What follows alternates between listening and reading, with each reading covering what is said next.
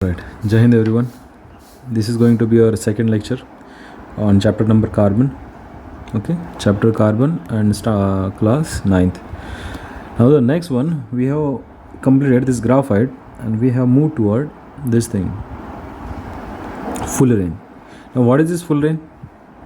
Now see, fullerene it is the another form. क्या है ये? एक अनदर फॉर्म है किसका? कार्बन का, है ना? कार्बन का ही अनदर फॉर्म है जिसको ही क्या कहते हैं? Fullerene. Fullerene is an allotrope of carbon, rarely found. क्या होता है ये? रेयरली फाउंड है. It is found in soot, in interstellar. अब सूत क्या होता है? Soot it is a type of dust, you can say. Dust किसकी? सीमेंट. कहाँ पे फाउंड होता है ये? डस्ट है ये, वो भी किसकी? सीमेंट की. इंटरस्टेलर. इंटरस्टेलर मतलब क्या? हमारे सोलर सिस्टम के बाहर वाली चीज़, या सोलर सिस्टम के हमारे प्लैनेट की बाहर वाली चीज़ है. आउट ऑफ प्लैनेट सारी चीज़ें, ठीक है. अब आउट ऑफ प्लैनेट क्या? एस्टेरॉइड्स, है ना? एस्टेरॉइड्स. एस्टेरॉइड्स मतलब क्या? ये हमारी अर्थ है, देखो ये हमारी अर्थ है ना? ये सन को रिवॉल्व कर रही है ऐसे, ओके. अब ये सन को रिवॉल्व कर रही है तो इसमें कोई ना कोई मीटेओराइड, एस्टेरॉइड्स, ऐसे पत्थर जो बाहर से आते हैं, है ना? आउट ऑफ सोलर सिस्टम से जो पत्थर आ रहे हैं उसको क्या बोलोगे? एस्टेरॉइड्स. और एस्टेरॉइड्स के अंदर क्या मिलता है? कह रहा है फुलरिन. जैसे हमारा लोनार लेक. लोनार लेक पता है ना? लोनार लेक पता है? Lonar lake form due to meteoroids. Alright, यहाँ पे हमें क्या मिला? फुलरिन. गेटिंग? नेक्स्ट थिंग देखो, इंटरस्टेलर में the first example of fullerene is Buckminster fullerene. अब ये बकमिंस्टर फुलरिन कौन है?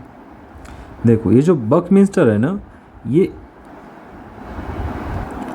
इसने जो इन्वेंट किया था ना, इन्वेंट या डिस्कवर कहो, इन्वेंट से अच्छा डिस्कवर किया था ना, उसका नाम है बकमिंस्टर. इसीलिए फुलरिन का नाम क्या दे दिया? बकमिंस्टर फुलरिन, है ना? पहला जिसमें 60 कार्बन आइटम्स हो उसको क्या बोलोगे? फुलरिन. ओके, बकमिंस्टर फुलरिन मतलब क्या? जिसमें 60 कार्बन आइटम्स है. This allotrope of carbon is name as fullerene. देखो मैंने बताया, हाँ, the fullerene after the architect of Richard Buckminster fullerene. Okay, ये फुलरिन नाम किससे आया है? इस इंसान की वजह से आया है, फुलर की वजह से. Because the structure of C20 resemble the structure of geodesic dome. Geodesic dome, इसने एक जियोडेसिक डोम बनाई थी. जियोडेसिक डोम मतलब क्या? डोम मतलब ऐसी शेप, है ना? हिस्ट्री में पढ़ा होगा तुमने, आर्किटेक्चर, मुगल आर्किटेक्चर, डोम. इसने एक जियोडेसिक डोम बनाई थी जिसमें कितने कार्बन थे रे? 60. इसीलिए इस फुलरिन इसका भी नाम क्या दिया गया? Buckminster fullerene. ठीक है. नेक्स्ट देखो, Harold Kroto, Curl, Robert Curl and Richard Smalley were given the Nobel prize in chemistry.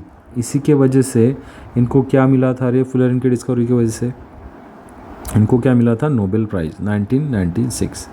इस बार का नोबेल प्राइज केमिस्ट्री में किसको मिला रे? कर्ल्स. पता है? चलो next, Nobel prize for the discovery of this carbon allotrope fullerene C60. Understand? So अब इस फुलरिन में बहुत सारे कार्बन अलग अलग हैं. जैसे एक कार्बन में C60 होंगे, कार्बन 60 आइटम्स होंगे, दूसरे में 70 होंगे, 76 होंगे, 82 होंगे, 86 होंगे. अब ये बहुत सारे एग्जाम्पल्स हैं. और ये कहाँ पे फॉर्म होते हैं? सूत में. और मैंने क्या बोला? सूत कहाँ पे दिखता है? Cements etcetera. ठीक है. नेक्स्ट थिंग देखो, ये देखो यहाँ पे C60 दिया है. अगर ये कार्बन, अब हम काउंट करेंगे तो मिलेंगे नहीं इतने कार्बन, यहाँ पे पता नहीं. ये कार्बन एटम तुम काउंट करोगे ना तो फुलरिन ऐसी चीज़ होती है कि ये कार्बन, ये कार्बन, ये कार्बन, ये कार्बन, ऐसे 60 कार्बन्स होंगे. ठीक है, उसको क्या बोलते हैं? फुलरिन.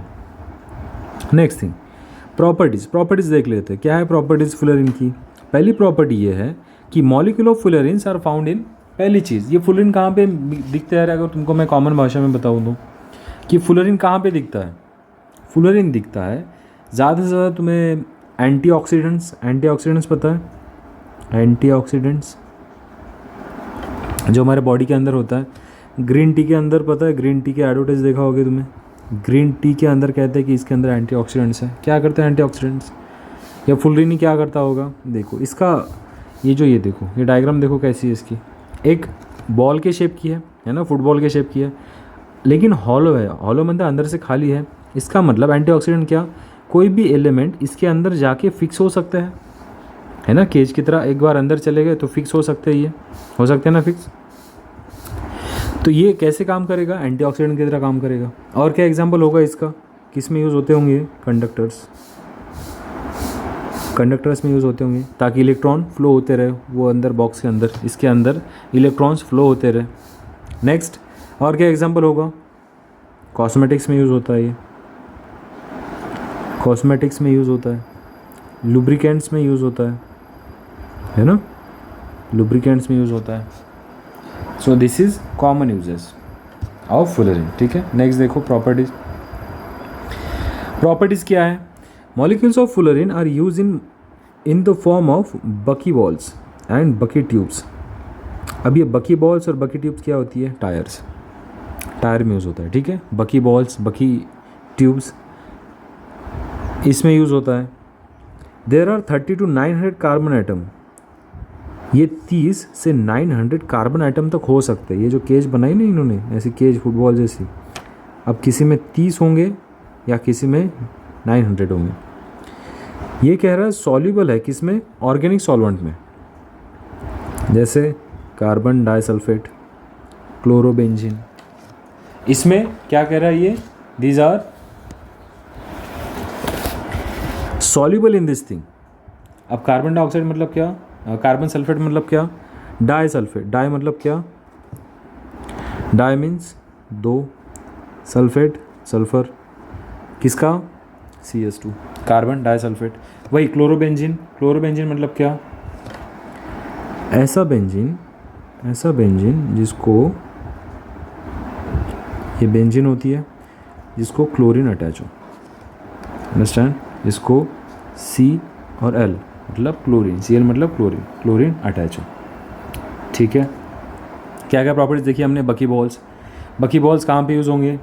देखो ये गुड लुब्रिकेंट्स होते हैं। लुब्रिकेंट्स मतलब क्या? जैसे जब भी हम सर्विसिंग करवाने ले जाते हैं गाड़ी को, वहाँ पे लुब्रिकेंट यूज़ करते हैं। वो लुब्रिकेंट का ये देखा होगा तुमने, कैस्टर ऑयल लुब्रिकेंट है ना, कैस्टर ऑयल जो गाड़ी में डालते हैं उसमें यूज़ होता है लुब्रिकेंट्स। और क्या होते हैं? ये स्ट्रॉन्ग मटेरियल्स होते हैं, स्ट्रॉन्ग होते हैं, है ना, ताकि इंजन के अंदर जो भी चीज़ें हो रही है वो ख़राब ना हो, एलिमेंट्स, है ना। ये ऑयल ख़राब हो जाए लेकिन इंजन के अंदर जो पार्ट्स है वो ख़राब ना हो, ये लुब्रिकेंट की तरह यूज़ होता है, अंडरस्टैंड। अभी नेक्स्ट थिंग, अब तुम देखो ये जो है ना, नेक्स्ट थिंग यूजेस देखो। यूजेस क्या क्या है फुलरिन के? इंसुलेटर की तरह काम करता है, कैटलिस्ट की तरह काम करता है वाटर प्यूरिफायर में फुलरिन, या टेम्परेचर फुलरिन की तरह काम करता है। सुपर कंडक्टिविटी मतलब कंडक्टन की तरह बहुत इजीली काम करता है। ये जो इलेक्ट्रॉन्स होते हैं बहुत अच्छे से फ्लो करता है ये, सुपर कंडक्टिविटी, अंडरस्टैंडिंग। तो इंसुलेटर की तरह भी काम करता है, कैटलिस्ट की तरह भी, वाटर प्यूरिफिकेशन के लिए भी। और temperature, certain temperature fullerene exhibit super conductivity, certain कह रहा है कुछ, understand. Next thing, non crystalline amorphous forms. अभी नेक्स्ट देखो, नेक्स्ट क्या दिया है? Non crystalline amorphous. Non crystalline मतलब क्या? जो क्रिस्टल फॉर्म में नहीं है, जो क्रिस्टल फॉर्म में नहीं है ना। The arrangement of carbon atom in this form is not regular, कि ये जो क्रिस्टल्स है ये ऐसे जैसे डायमंड में है ऐसे ही क्रिस्टल बनेंगे तभी जाके डायमंड बनेगा, है ना। लेकिन इसमें क्या है? नॉन रेगुलर फॉर्म में। एग्जाम्पल कोल, कोक। अब देखो कोल और कोक, तुमने देखा है कभी कोल का शेप ऐसा ही होता है, ऐसा प्रॉपर ही ऐसा होता है? कोई कोल ऐसा होगा, कोई ऐसा होगा, कोई ऐसा, कुछ भी हो सकता है ना। आर नॉन क्रिस्टलाइन फॉर्म, अब ये इरेगुलर भी है, रेगुलर उनकी शेप भी रेगुलर नहीं है। देखो एक देखे हमने क्रिस्टल, क्रिस्टल में क्या क्या देखा, फुलरिन, डायमंड, और दूसरा क्या देखा, ग्राफाइट। अब नॉन क्रिस्टलाइन जो क्रिस्टल फॉर्म में नहीं है, पहला एग्जांपल है कोल, ये फॉसिल फ्यूल है। फॉसिल मतलब क्या, जो हमारे एनिमल और प्लांट के रिमेनिंग से बने हैं फॉसिल। इसमें क्या क्या होता है, कार्बन, हाइड्रोजन और ऑक्सीजन। कोल में क्या क्या होता है, कार्बन, हाइड्रोजन और oxygen. It also contain nitrogen, phosphorus, sulphur. ठीक है, नाइट्रोजन है इसमें, फॉस्फोरस है, सल्फर है। कौन से स्टेट में होता है ये, सॉलिड स्टेट में। और कितने टाइप का दिया है, 4 टाइप का है ना, 4 टाइप का दिया है। अभी देखो 4 टाइप का दिया है। Formation of peat, peat is a first step in formation of coal. सबसे पहले ये देखो एग्जांपल दिया है पीट, ये एक रॉक है ना, ये एक रॉक ये देखो ये एक रॉक है ना। अब ये कोल बन गया है क्या, कोल बनने से पहले इसको इस फॉर्म में जाना पड़ेगा। और ये क्या कह रहा है, ये प्राइमरी फॉर्म है। प्राइमरी मतलब क्या, फर्स्ट फॉर्म। पहले इसको, जैसे दूध को सबसे पहले दूध बनना पड़ेगा, उसके बाद उससे पनीर निकालेंगे हम, उससे श्रीखंड बनाएंगे, बहुत कुछ चीज़ें। वैसे ही सबसे पहले क्या बनना पड़ेगा, इसको ये पत्थर बनना पड़ेगा, जिसको हमने क्या नाम दिया है, पीट। ठीक है, तो पीट क्या कहता है, it is a first step coal formation में। It contain high proportion of water and less than 60%। इसमें पानी बहुत ज़्यादा है। एंड कार्बन कितना कम है, 60% कम है, लेस देन 60%, 60% से भी कम इसमें कार्बन है। Therefore not much heat can be obtain from पीट, इसलिए इससे ज़्यादा हीट हम ऑब्टेन नहीं कर पाते। तो पहला पॉइंट क्या बोला इसने, कि कोल का फर्स्ट स्टेप है। दूसरा कहा इसमें पानी बहुत ज़्यादा होता है और कार्बन बहुत कम होता है, और इससे हीट, अगर पानी ज़्यादा है तो हीट तो कम रहेगी, समझा। नेक्स्ट फॉर्म देखो उसका क्या है, लिग्नाइट। अब ये पीट, ये जो पीट दिया है यहाँ पे पीट, ये पीट किस में कन्वर्ट होगा, लिग्नाइट पे, है ना। ये पीट किस में कन्वर्ट होगा, लिग्नाइट में। अब देखो ये पत्थर ऐसे फॉर्म में आ गया, है ना, पत्थर वाले छोटे छोटे कंकड़ के फॉर्म में आ गया। Now peat was transform into lignite due to the increase pressure. क्यों कन्वर्ट हुआ है, इंक्रीज प्रेशर और टेम्परेचर। तुम सोचो इतने बड़े पत्थर पे हम टेम्परेचर और प्रेशर डालेंगे, टेम्परेचर इंक्रीज और प्रेशर भी इंक्रीज करेंगे, तो टूटेगा तो ऐसी फॉर्म में आएगा ना, पत्थर कंकड़ के फॉर्म में। It contain 60 to 70% carbon. इसमें क्या कहा था, 60% से कम कार्बन है पीट में। इसमें क्या कह रहा है, इसमें तो 60% से कम कार्बन था, सॉरी 60% से कम था, है ना। इसमें क्या कर रहा है, लिग्नाइट में कर रहा है, इट कंटेन्स 60 to 70% कार्बन। ठीक है, लिग्नाइट सेकंड स्टेप, ये क्या है, सेकंड स्टेप है फॉर्मेशन का। पहले पीट बना, बाद में लिग्नाइट। अब क्या बनने वाला है वो, ब्यूटिमिनस कोल। ब्यूटिमिनस कोल क्या होता है, थर्ड स्टेप है कोल फॉर्म करने का, और 70 to 90% कार्बन होता है। उसके बाद क्या बनता है, एंथ्रासाइट। अब ब्यूटिनस कोल बन गया, अब बनेगा इस पे एंथ्रासाइट। एंथ्रासाइट क्या करेगा, ये प्योर फॉर्म है कोल का, और this coal is hard and contain 95% of carbon. This coal is hard and contain 95%। अब इसमें कितना आ गया, एंथ्रासाइट में 95% कार्बन आ गया एंथ्रासाइट में। ठीक है, और आखिरी में बन गया charcoal. The charcoal that is made from animals is made from bones, horns etcetera. Charcoal मतलब charcoal is made from animals and their bones. Charcoal किससे बनता है, चारकोल बनता है एनिमल से, एनिमल बोन्स एक्सेट्रा। वही दूसरी इधर charcoal made of plant is form by combustion of. एक चारकोल होता है एनिमल से बनने वाला, दूसरा चारकोल होगा प्लांट से बनने वाला या वुड से बनने वाला। ठीक है, और हम ज़्यादा प्रेफर कौन से करते हैं, चारकोल एनिमल से बनने वाला। क्यों, क्योंकि इसमें कार्बन ज़्यादा होता है, understand. On other hand the charcoal made of plant is form by combustion of would in an insufficient air, है ना। तुम लकड़ियाँ जला दो, वो आखिरी में ब्लैक कलर का ऐसा कोयले से बन जाता है, वो क्या है रे, वो पूरा तरीके से वो लकड़ी जली नहीं, इसीलिए वो लकड़ी का ही एक फॉर्म है ना, इसीलिए उसको क्या बोलोगे, प्लांट से बना हुआ, और एक होता है एनिमल से बना हुआ। अब दूसरी चीज़, यूज़ कहाँ भी यूज़ करते हैं हम, ऑब्वियसली फैक्ट्रीज़ में यूज़ करते हैं, फ्यूल की तरह यूज़ करते हैं, घर में लकड़ी वगैरह जलाने को यूज़ करते हो ना। कोक, कोल गैस, कोल टार, टार मतलब जिससे रोड बनती है, कोल गैस जिससे हमारी रेलवे वगैरह चलती थी। कोक मतलब क्या, एक इसका ही फॉर्म होता है कोक, ब्लैक कलर का, उससे भी ये करते हैं, उसको भी यूज़ करते हैं।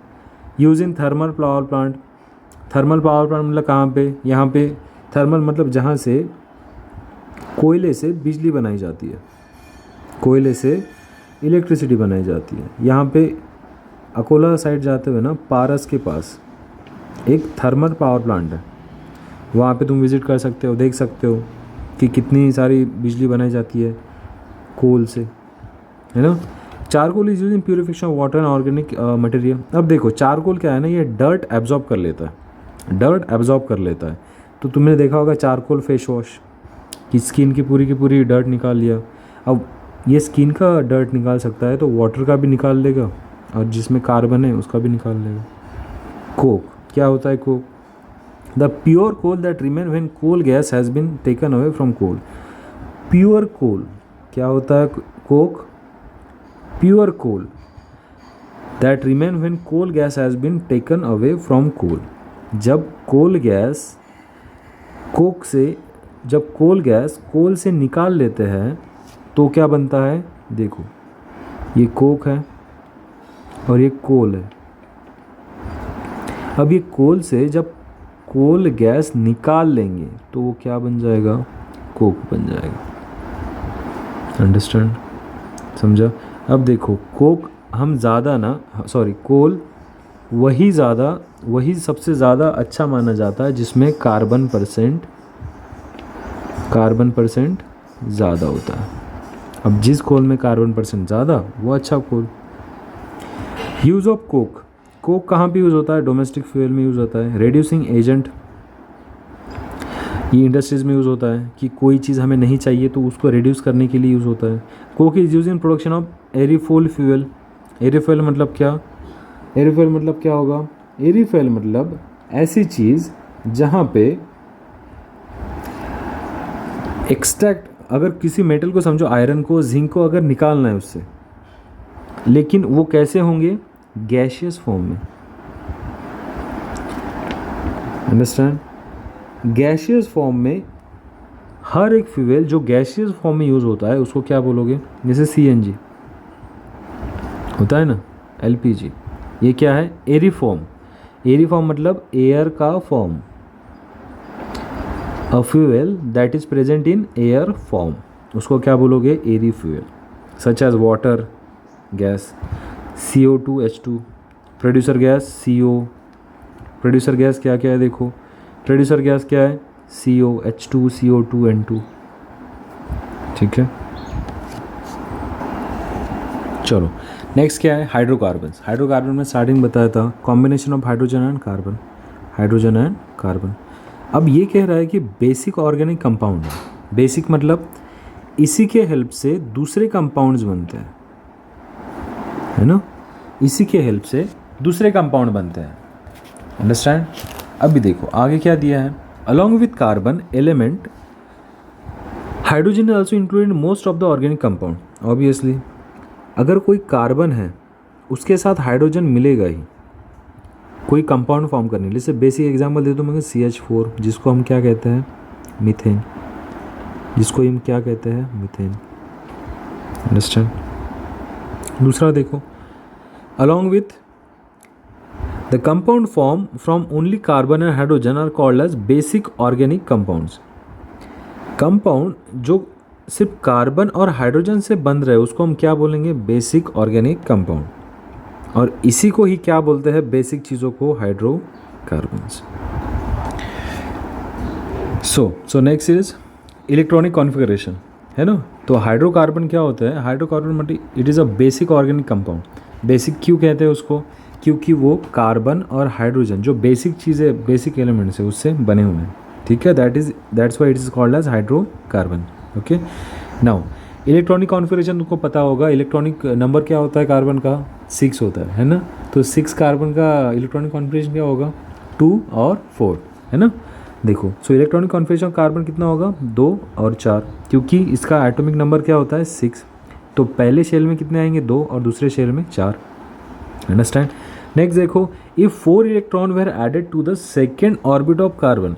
हाँ, वो कह रहा है कि इसी 4 जो एलिमेंट है, ये जो 4 एटम्स है यहाँ पे, ये जो 4 इलेक्ट्रॉन्स है यहाँ पे अगर मैंने और 4 ऐड कर दिए तो कितने बन जाएंगे रे, 8 बन जाएंगे।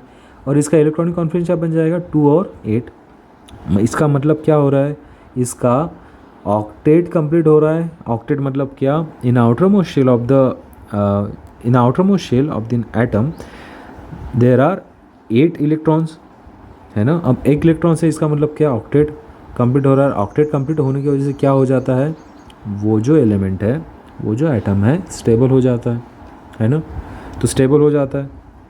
आगे देखो क्या कह रहा है, if 4 electron were are added to the second orbit of the carbon, it's octet complete and its electronic configuration become stable like that of nearest inert gas. जैसे नियॉन का एटॉमिक नंबर क्या है, 10 है। इसका 2 और 8, इसका ऑक्टेट कंप्लीट है, इसीलिए इसको इनर्ट गैस कहते हैं। इनर्ट गैस क्यों कहते हैं, क्योंकि ये किसी के साथ रिएक्ट नहीं करता है ना। किसी का रिएक्ट नहीं करते हैं तो इसीलिए उसको क्या कहते हैं। अब देखो, जो भी इंसान किसी का रिएक्ट नहीं करता है ज़्यादा करके, उसको क्या कहते हैं, उसको कहते हैं इनर्ट गैस, है ना। और ये इनर्ट गैस, इसको ही नोबल गैस कहते हैं। नोबल क्यों, क्योंकि इनका राजा की तरह काम होता है। ये किसी से बात नहीं करते, खुद में ही हमेशा ये होता है। तो बनो तो इनर्ट गैस बनो, तुम्हारा ऑक्टेट हमेशा कंप्लीट रखो।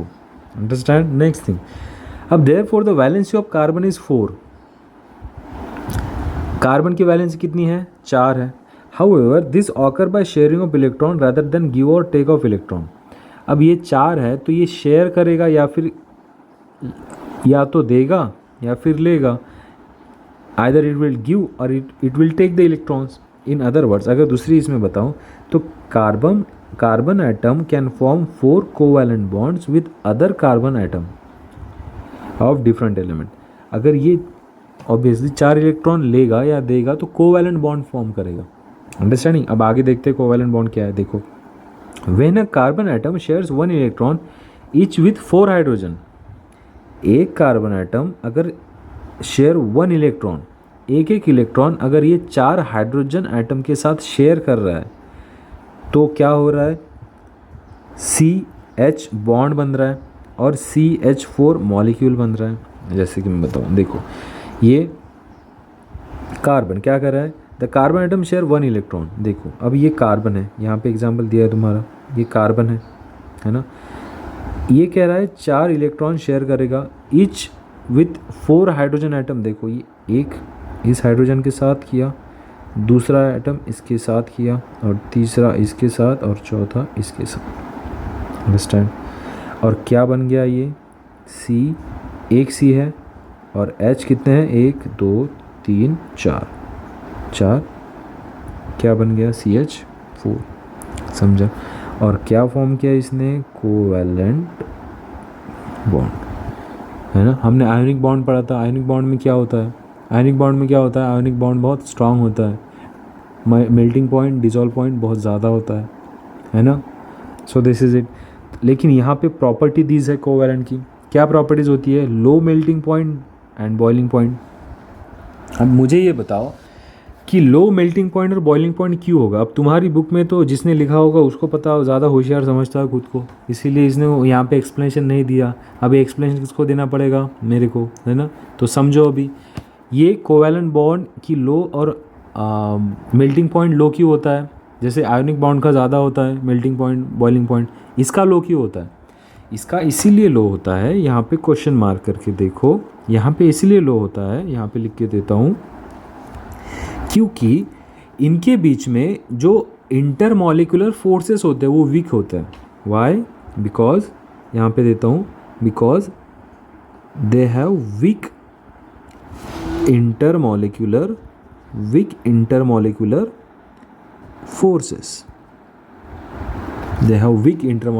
forces, इसीलिए उनका बॉन्ड भी जल्दी टूट जाता है। अंडरस्टैंडिंग। नेक्स्ट थिंग, नेक्स्ट क्या दिया है, generally they are insoluble in water. And soluble in organic solvent. Next क्या दिया है, generally they are insoluble in water. अब देखो जो वाटर में डिजॉल्व होते हैं उसको क्या बोलते हैं, पोलर। जो वाटर में डिजॉल्व होते हैं उसको क्या कहते हैं, पोलर। और जो वाटर में डिजॉल्व नहीं होते उनको क्या कहते हैं, इनपोलर या फिर नॉन पोलर। ओके, पोलर और नॉन पोलर दो टाइप के सॉल्वेंट होते हैं। जो वाटर में डिजॉल्व होंगे उसको क्या बोलेंगे, पोलर, और जो वाटर में डिजॉल्व नहीं होते उसको क्या बोलोगे, नॉन पोलर। ओके, अब देखो ये कह रहा है कि जनरली वाटर में ये डिजॉल्व हो जाते हैं। क्यों क्यों होते होंगे, इसीलिए होता है, ये कोवैलेंट बॉन्ड है। कोवैलेंट बॉन्ड पानी में जल्दी जाके टूट जाएगा, लेकिन ऑर्गेनिक सॉल्वेंट में जल्दी नहीं टूटेगा। अंडरस्टैंड। तो ये हो गए तुम्हारे इनसॉल्युबल इन वाटर और ऑर्गेनिक। अब वाटर छोड़ के जितने भी सॉल्वेंट तुम ला लोगे उसमें वो डिज़ोल्व हो जाएंगे। अंडरस्टैंड। नेक्स्ट थिंग देखो, ये वाटर में इसीलिए मैं फिर से बता दूँ तुमको, because water is a polar solvent. Okay, now polar solvent what it do, covalent compounds are non polar. Covalent compounds, एक ध्यान रखना कि वाटर इज़ पोलर, यहाँ पे लिख देता हूँ मैं, कहाँ पे लिखूँ, यहाँ पे लिख देता हूँ। देखो वाटर पोलर है, और ये जो कोवैलेंट कंपाउंड होता है, कोवैलेंट कंपाउंड मतलब कौन सी कंपाउंड, जो कोवैलेंट बॉन्ड फॉर्म करते हैं वो क्या होता है, नॉन पोलर। तो इसीलिए कोवैलेंट कंपाउंड क्या है, नॉन पोलर है, मतलब वाटर में डिजॉल्व नहीं करेंगे। तो इसीलिए इसको क्या दिया है तुम्हारे स्टेटमेंट में, देखो generally they are insoluble in water and soluble in organic compounds. तो ऑर्गेनिक कंपाउंड्स क्या होते हैं, नॉन पोलर। अंडरस्टैंडिंग। तो नॉन पोलर एक थंब रूल है कि पोलर में डिजॉल्व होगा और नॉन पोलर में। तो यहाँ पे क्या है, वाटर पोलर है तो पोलर चीज़ें इसमें डिजॉल्व होगी। ऑर्गेनिक कंपाउंड सॉल्वेंट्स क्या होते हैं, नॉन पोलर, तो नॉन पोलर चीज़ें ही इसमें डिजॉल्व होगी। और कोवैलेंट बॉन्ड कैसा है, non polar. Understanding. Next thing, they are poor conductor of heat and electricity. क्यों बताओ, क्योंकि पुअर कंडक्टर इसीलिए है क्योंकि उनके पास कोई फ्री इलेक्ट्रॉन्स ही नहीं है अभी। और electricity means what, flow of electrons. और यहाँ पे अगर ऑक्टेट कंप्लीट है तो इलेक्ट्रॉन कैसे फ्लो होंगे। अंडरस्टैंडिंग। तो इनके पास फ्री इलेक्ट्रॉन्स नहीं है। क्यों, क्योंकि इन्होंने इनका ऑक्टेट ही कंप्लीट करके रख दिया है। हमने पढ़ा ना ऊपर, ऑक्टेट कंप्लीट करके रखा है कार्बन ने। तो क्या कहते हैं, इसीलिए अगर फ्री इलेक्ट्रॉन नहीं है तो ना इलेक्ट्रिसिटी कंडक्ट करेंगे और ना हीट कंडक्ट करेंगे, ना इलेक्ट्रिसिटी। अंडरस्टैंडिंग। इसीलिए क्या कहा है, poor. Understanding this thing. Next क्या कह रहा है, next is talking about saturated and unsaturated hydrocarbons. Saturated और अनसैचुरेटेड हाइड्रोकार्बन्स क्या होते हैं, सैचुरेटेड मतलब और अनसैचुरेटेड मतलब, ये दो चीज़ों का, हाइड्रोकार्बन तो समझ गया, हाइड्रोकार्बन मीन्स व्हाट, हाइड्रोजन और कार्बन से मिला हुआ एक कंपाउंड, उसको क्या बोलोगे, जैसे CH4 मीथेन क्या है, हाइड्रोकार्बन है, बेसिक चीज़ है। अभी सैचुरेटेड अनसैचुरेटेड क्या होगा देखते हैं। Carbon atom exhibit characteristic properties, carbon एक कुछ तो कैरेक्टरिस्टिक्स है इसमें, जैसे नॉन मेटल है etcetera. It can form chain of carbon atoms by forming covalent bonds with other carbon atom, जैसे यहाँ पे इसने फॉर्म किया मीथेन में। इसका एग्जाम्पल क्या है, क्या दिया है, ये मीथेन का एग्जाम्पल है ये। इसका कहना है कि कार्बन अपने इलेक्ट्रॉन्स वगैरह शेयर करके कोवैलेंट बॉन्ड बनाता है ना। The hydrocarbon having only single bond between carbon atom are called as saturated. यहाँ पे मिल गई तुम्हारी हाइड्रोकार्बन की डेफिनेशन। देखो क्या कह रहा है, hydrocarbons having only one single bond between carbon atoms are called as saturated hydrocarbons. ऐसे हाइड्रोकार्बन्स, यानी सोचो ये एक हाइड्रोकार्बन है, कार्बन और हाइड्रोजन से बना हुआ है। ऐसा हाइड्रोकार्बन जो only single bond between carbon atoms and called saturated. देखो एग्जाम्पल भी दिया है, बताओ तुम्हें तुमको यहाँ पे, देखो अभी ध्यान से क्या है। CH3, ये एग्जाम्पल देखो, CH3 है, देखो ये CH3 है ना। C कितने हैं, दो दो C है, तो ये एक C, ये एक C, बन गए 2 C। हाइड्रोजन कितने हैं, 3 है, तो ये एक हाइड्रोजन, ये एक हाइड्रोजन और यहाँ पे एक हाइड्रोजन। दूसरे इसमें कंपाउंड में देखो 3 ही हाइड्रोजन है, 1 2 3 हाइड्रोजन है ना। देखो ये 3 हाइड्रोजन है, तो ये CH3 है, एक कार्बन है उसके साथ मिला हुआ, तो ये एक कार्बन, बीच में कोवैलेंट बॉन्ड डाल दिया मैंने, ये फिर से एक कार्बन और 3 हाइड्रोजन इसको अटैच। अंडरस्टैंडिंग। ऐसे चीज़ों को जिसमें सिंगल बॉन्ड है कार्बन और कार्बन एटम के बीच में, ये कार्बन और ये कार्बन के बीच में कौन सा बॉन्ड है, सिंगल बॉन्ड है, उसको क्या बोलोगे, हाइड्रोकार्बन्स। एग्जाम्पल कौन से हैं, एग्जाम्पल देखो इथेन, इथेन मतलब C2H6, जिसको ऐसे रिप्रेजेंट किया जाता है। प्रोपेन CH3, इसका भी बना के दूँ, CH3 CH3 CH2 CH3। अब ये 3 कार्बन होंगे, अब इसका कैसा बनेगा, इसका ही बना के दूँ, देखो इसका कहाँ पे बना के दूँ, यहाँ पे बना के देता हूँ, एक सेकंड रुक जाओ, यहाँ पे बना के देता हूँ, ठीक है, यहाँ पे बना के देता हूँ। देखो ये एग्जांपल ले रहा हूँ, ठीक है, ये एग्जांपल ले रहा हूँ। अभी देखो कितने कार्बन है, 3 है, ये 1 ये 2 और ये तीसरा, 1 ये 2 और ये तीसरा, बन गया। अब ये देखो पहले वाले के साथ कितने हाइड्रोजन है, 3 हाइड्रोजन है, 1 ये 2 ये 3, बन गया CH3। दूसरे कार्बन को देखो, 2 हाइड्रोजन है, तो यहाँ पे 1 यहाँ पे 1, ये हो गया C1, ये हो गया C2। अब C3 पे आते हैं, मतलब C3 कौन सा, ये 3, कितने हैं हाइड्रोजन, 3 है, देखो 1 2 और ये 3, ये बन गया तुम्हारा। अब देखो क्या कहता है, हाइड्रोकार्बन क्या होता है, कार्बन और कार्बन के बीच में सिंगल बॉन्ड है, इसी को क्या बोलोगे तुम, saturated hydrocarbons. Understanding. Next thing, अभी नेक्स्ट देखते हैं, नेक्स्ट क्या है, नेक्स्ट है तुम्हारा, अभी सैचुरेटेड पता चल गया, सैचुरेटेड क्या होता है, सैचुरेटेड पता चल गया क्या होता है। अभी नेक्स्ट देखते हैं तुम्हारा अनसैचुरेटेड। अनसैचुरेटेड क्या होता है, सम हाइड्रोकार्बन्स हैव मल्टीपल बॉन्ड्स, कितने ज़्यादा है, कितने, बिटवीन 2 कार्बन एटम्स। अब मल्टीपल मतलब एक से ज़्यादा ही। अब multiple bonds can be double bond और ट्रिपल बॉन्ड। अब ये तो एक तो डबल होंगे या ट्रिपल होंगे। Hydrocarbon having at least 1 multiple bond are called as unsaturated. अब ये बन गई तुम्हारी definition, hydrocarbon having at least 1 multiple bond are called as unsaturated hydrocarbon. Saturated hydrocarbon मतलब कौन से, जो कार्बन के बीच में सिंगल बॉन्ड है। अनसैचुरेटेड हाइड्रोकार्बन मतलब कौन से, जिसके कार्बन के बीच में एक से ज़्यादा मतलब मल्टीपल बॉन्ड्स है। एग्जाम्पल कौन सा दिया है इसने, इथिन दिया है, ये ध्यान में रखना, ये इथेन था, ये इथिन है। इथिन मतलब क्या, यहाँ पे बनाता हूँ, देखो इथिन कितने कार्बन है, ये 1 ये 2, कार्बन के बीच में कितना बॉन्ड है, देखो ये 1 ये 2, तो ये 1 ये 2, बन गए 2 कार्बन। अब कितने हाइड्रोजन है इसके पास, 1 है, ये 2 है, 2 का हाइड्रोजन है, इसके पास भी कितने हैं, 2 हाइड्रोजन है, बन गया तुम्हारा इथिन। यह है तुम्हारा इथिन। अंडरस्टैंडिंग।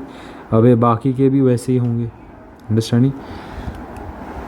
अब यहाँ पे एक क्वेश्चन पूछा है तुमको, does an electric charge form an atom when a covalent bond is form between them. कोई इलेक्ट्रिक चार्ज बन सकता है क्या एटम के बीच में जब कोवैलेंट बॉन्ड फॉर्म हुआ है। तो कोई कार्बन के बीच में अगर कोवैलेंट बॉन्ड हो तो वहाँ से इलेक्ट्रिसिटी फ्लो हो सकती है क्या। इसका सीधा आंसर है, इस पूरे क्वेश्चन का आंसर हम देते हैं ऊपर, ऊपर मतलब कहाँ पे, जहाँ पे जगह है, कहाँ पे जगह है क्या, जगह नहीं है तो बनाते हैं, है ना। जब ज़िंदगी में जगह ना मिले तो जगह बनाओ या छीनो किसी से जगह अपनी। ये लो बना ली जगह, है ना, ये लो, ये है तुम्हारी जगह। अभी इस क्वेश्चन को हम करते हैं यहाँ पे सॉल्व। अभी देखो ये कह रहा है does electric charge form on atom when an covalent bond is form between them. नहीं, इसका सीधा आंसर क्या है, नो। क्यों नो, क्योंकि electric charge is not form an atom when covalent bond form between them. This is because covalent bond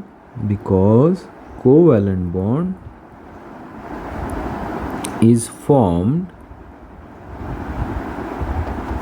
by sharing of electrons।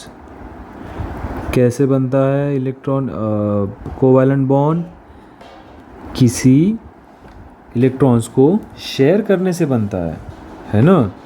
अगर share करने से बन रहा है इसका मतलब ऑक्टेट कंप्लीट हो रहा है, और जहाँ पे ऑक्टेट कंप्लीट है वहाँ पे इलेक्ट्रॉन फ्लो होंगे क्या, नहीं होंगे। So there is no change in a number of electron and proton in this atom and they remain electrically neutral, इसीलिए वो फॉर्म नहीं करेंगे। Understanding, so understanding covalent bond occur when electron shared होते हैं, है ना, और जिससे सिंगल बॉन्ड बन जाता है, only one pair of electron share होते हैं ना। और इस शेयरिंग में उसके एटॉमिक जो ऑर्बिटल्स हैं वो डायरेक्टली किसके साथ ओवरलैप करते हैं, न्यूक्लियर के साथ। Two atoms forming the strongest type covalent bond, जिसको भी हम सिग्मा बॉन्ड कहते हैं, सिग्मा बॉन्ड। अब ये तुम्हारे इसमें नहीं है ना, लेकिन सिंगल कोवैलेंट बॉन्ड दो कार्बन के बीच में स्ट्रॉन्ग होते हैं और स्टेबल होते हैं, ये ध्यान रखना। और जो चीज़ें स्ट्रॉन्ग और स्टेबल है वो इलेक्ट्रॉन्स फ्लो नहीं करेंगे, समझा। So this is the answer of this question, understanding. और क्या पूछता है, why is a single bond between two carbon atom strong and stable, because they form sigma bond. और सिग्मा बॉन्ड कब फॉर्म होता है, जब एटॉमिक ऑर्बिटल, जब ये जो एटॉमिक ऑर्बिटल होता है किसी भी एटम का, वो उसके न्यूक्लियस से ओवरलैप करता है। न्यूक्लियस में क्या होता है, न्यूट्रॉन और प्रोटॉन। जितने न्यूट्रॉन और प्रोटॉन इसमें होंगे उतना ही ये इलेक्ट्रॉन्स और ये होंगे इसके अंदर, तो ये ओवरलैप कर रहा है इसके साथ। और ये कौन सा बॉन्ड फॉर्म कर रहा है इसके लिए, सिग्मा बॉन्ड।